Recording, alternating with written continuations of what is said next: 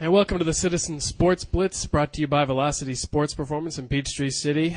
I'm Mike Boylan, sports editor for the Citizen News. With me is Kevin Wander, the sports staff writer for the Citizen News. Good afternoon. We got a big week because we are talking playoffs.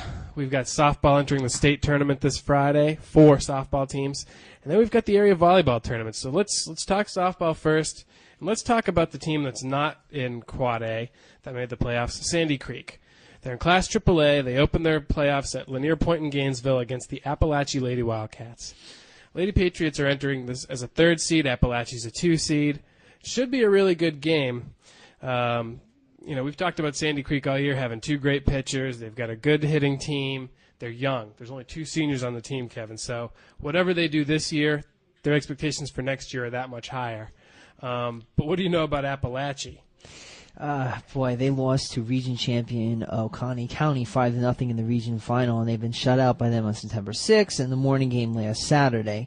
They've held their opponents to 1 run or less 21 times this season, so this could be a very difficult series for Sandy Creek to win. Appalachia has outscored their opponents 105-38 this year, and they have 4 seniors on their team. So, again, this could be a very tough matchup for Sandy Creek. Well, you mentioned Appalachia outscoring their opponents 105-38. Lady Patriots 171-76. So they're a good hitting team, but they seem to get their hits in bunches. When they play a team they can beat, it's a 10-0 win. There's no room for error there. You know, Creek is angry right now, too, because they only had 2 girls named the first team all-region squad. So they want some respect. Yes. They'll certainly get it with this win. The winner of this game is going to meet Lumpkin County and Chamblee at 8 o'clock on Friday night. So we'll keep you posted, and if you're a Sandy Creek parent and you're at these games, give us a call, post them on the website. Let's get the news out there. Now, in the Quad A tournament, that's going to be held right up the road at Lovejoy in Hampton. And the first team to talk about is McIntosh. They have Dutchtown at 4 o'clock on Friday. McIntosh was the region runner-up in Region 2 Quad A. We know the big story with them is pitcher Morgan Kidd, but, they've got some good bats there, Kevin. Who do they got? You got Erin Justice at first base. You got Holly Houghton at shortstop. Amber Shaw at third base. A very powerful designated hitter in Jessica Conaway. 2 up-and-coming players, catcher Nicole Fox and Lindsey Hearn, outfielder. This is one of the most balanced teams in the sectionals right now. I think they can go a long way, especially with Morgan Kidd as their pitcher. She's been outstanding all season. Well, she pitched a lot last week. She's got some rest, so she should be nice and fresh for Friday's first game. Now, about Dutchtown, they've only got 3 seniors, Abby Sutherland, Brittany Tanner, and Brittany Stanga. They were 3rd in Region 4 Quad A, 500 overall in the season, but they had a winning region record, 10-7.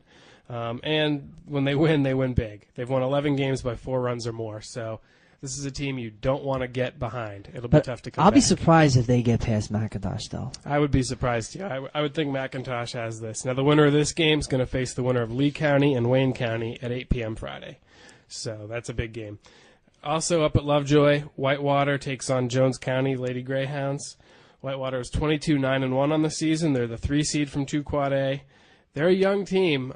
You've seen a lot of Whitewater this year, Kevin. Tell me about them. They only have 2 seniors, including standout shortstop, Tess Eccles, who will be going to Georgia next year. But let's see, they have Jamie Saunders, Ashley Swab, Lauren Willimon, one of the best pitchers in the area, sophomore Whitney Toller. Second baseman Mackenzie Woody, third baseman Haley Richards. This is another really good team. They can bash the ball with the best of them. They're averaging 6 runs per game, and they've outscored their opponents 195-36. Well, Jones County's the 2 seed from 4 Quad A. They got 5 seniors and 6 juniors, and that experience has really been a big boost for them this year. They went 13-4 in the region. And they've got 2 pitchers, sophomore Taylor Williams and junior Kristen Loth. And they're another team that has scored a lot of runs, maybe not as wide a disparity as Whitewater. It's 152-91. Whitewater's already played Jones County this year, though, and they won 5-0. Yeah. So this is not a strange team to them. They know what they can expect. Now, here's the big thing. The winner of this game gets the winner of America's Sumter and Greenbrier. It seems like every time Whitewater goes to the playoffs in almost any sport, that Greenbrier team is looming for them. Greenbrier is a thorn in Whitewater's side. So I'm sure that they're really pulling for America's Sumter to just take that first game and get Greenbrier out of the way. Now, the last local game to talk about in the tournament is Stars Mill versus Northside Warner Robins.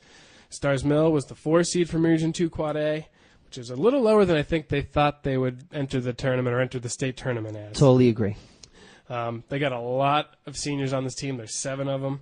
Everybody thinks about Paige Purifoy as the pitcher, but who are some of the other big bats for them? You have shortstop Ashley Klon, second baseman Heather Walker, outfielder Chesley Savage, and of course you mentioned Purifoy. They're a very balanced team. They've had somewhat of a disappointing season. I don't think they would have ever imagined being a 4C going into the sectionals, but they can go a long way. They could surprise a lot of people, and especially with Purifoy as their pitcher. You know, she's kind of had a down year for them, but she could do damage. Well, I think if you look at Stars Mill and you expect you're going to see a 4-seed level of play in this game, you're going to be surprised. Their opponent, Northside Warner Robins, they're just a hot team. They've won their last 13 games. They were the region champs from 4 Quad A. They went undefeated in the region. They've outscored their opponents 152-26. That's a little crazy. Yeah.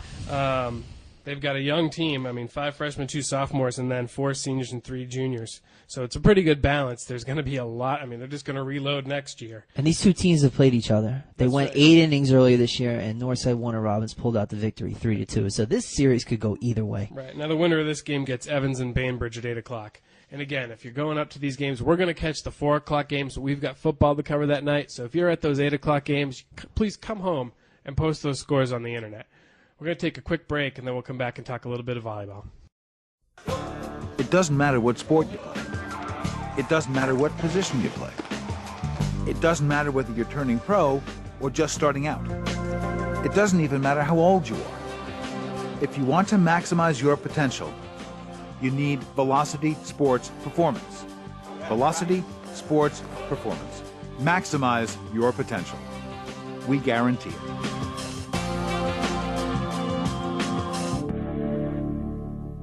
We're back to the Citizen Sports Blitz, brought to you by Velocity Sports Performance in Peachtree City. We've got to talk a little bit about volleyball, but it really hasn't got started yet. We only have had 3 matches. Our Lady of Mercy hosted the 3AA/A area tournament last night. They lost their first game to Paideia and beat Green Forest Christian. They lost to Paideia 25-21 in both games, and then beat Green Forest 25-9, lost the second game 21-25, and then won the last game 25-11. So they move on. They will play tomorrow night at Lovett. Landmark Christian beat Southwest Atlanta Christian Academy 25-8, 25-11. They'll play Eagles Landing Christian Academy tomorrow night at Lovett. And you win, you move on. I think if Mercy loses, they're out. So they really got to beat I think Paideia is who they would probably face tomorrow night. Paideia's beaten them like 3 different times this year, too, I think. So they want revenge. Yes. Now, everybody else gets started tomorrow. Sandy Creek's playing in Cartersville. They play at 7 o'clock. They won't know their opponent until after the 5 p.m. games. McIntosh is hosting the Area 3 Quad A tournament. McIntosh plays Banneker, and Fayette County plays Whitewater in the 5 o'clock games. Stars Mill plays the winner of one of those games at 7 p.m. on Thursday. They're going to host the finals on Saturday. Everybody's ranked. Everybody's shooting for the state playoffs. We're going to have a bunch in there. And Sandy Creek, Sandy Creek, Landmark, McIntosh, Whitewater, Stars Mill, they should all make it, I think. So, and they're all ranked still. So it's going to be very exciting. Well, next week when we talk, we'll be talking about state playoff previews. But that's really all we have on volleyball so far, and that's it for the Sports Blitz. So thanks for tuning in. Have a good day.